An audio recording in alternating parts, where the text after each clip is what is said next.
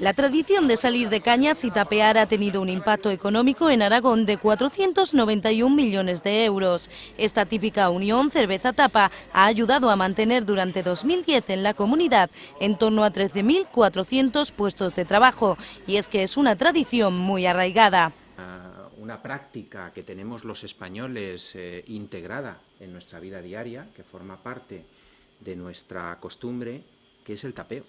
Y el tapear con esto que llamamos habitualmente ir de cañitas, tomarnos unas cervecitas y el picoteo asociado, que en torno a un 70% de los momentos en los que decidimos irnos de cañas, pues está acompañado por una tapa.